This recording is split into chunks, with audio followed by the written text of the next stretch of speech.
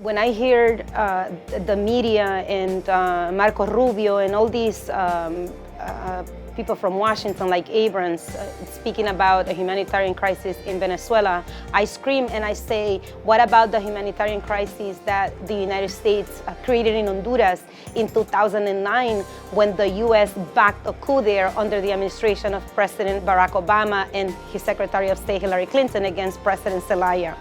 That coup created the conditions in Honduras of extreme poverty, extreme violence, and the reasons for why people are leaving Honduras today.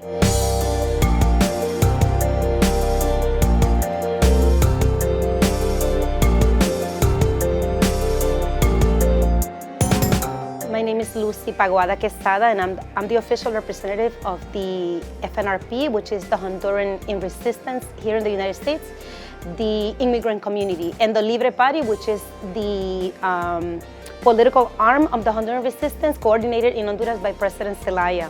The phenomenon of the caravans that everybody is talking about, we have to realize that more than 80% of the people who are in the caravans literally walking miles, thousands of miles to try to come to the United States. It is because of what US imperialism has done in Honduras. Those are the conditions that are forcing people to leave. That's where the real humanitarian crisis is. But instead of helping the people of Honduras, Trump is asking for more money to continue building a wall. That's already there anyway.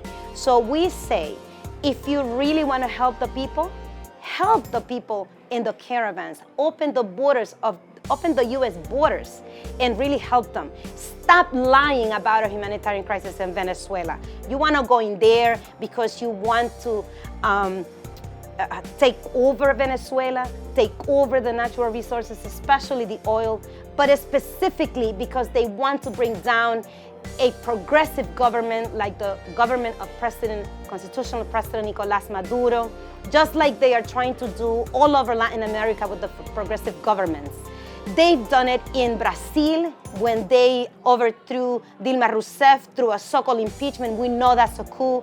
They did it in Paraguay when they overthrew the president there. They tried to do it last year in Nicaragua. They have in their agenda always to harass and to overthrow the socialist government of Cuba. And we know that the agenda is the resources, but we also know that it has to do with destroying and crushing socialism in Latin America.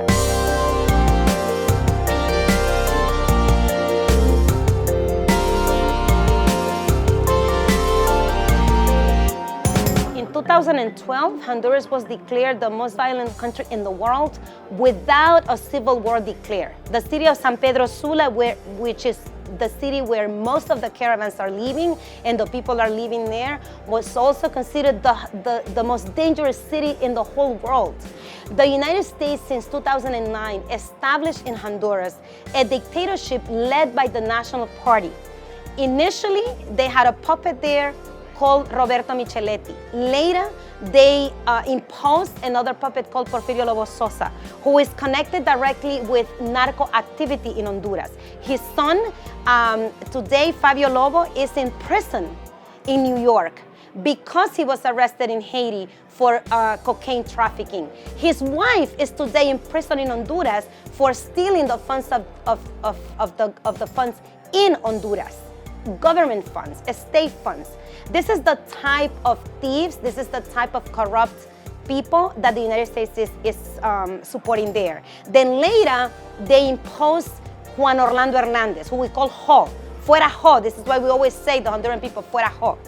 Last year, on November 26, 2017, the United States supported the illegal re-election of Juan Orlando Hernandez, which in 2009, when they supported the coup against President Zelaya, they claimed that it was because President Zelaya wanted to be re-elected. But they didn't have a problem, the US embassy in Honduras didn't have a problem supporting the illegal re-election of Juan Orlando Hernandez and supporting him there.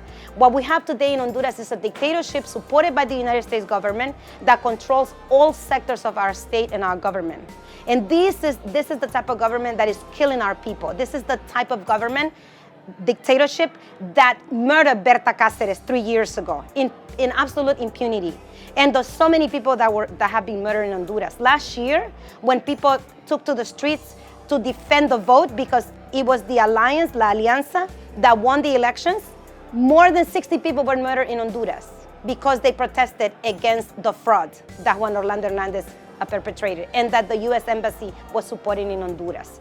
So this is the kind of atrocities, this is the kind of crimes that we, like the Honduran community here and people from Latin America, come forward to say enough, basta ya, no more U.S. intervention, no more U.S. occupation of our countries, and no more U.S. genocide in our countries.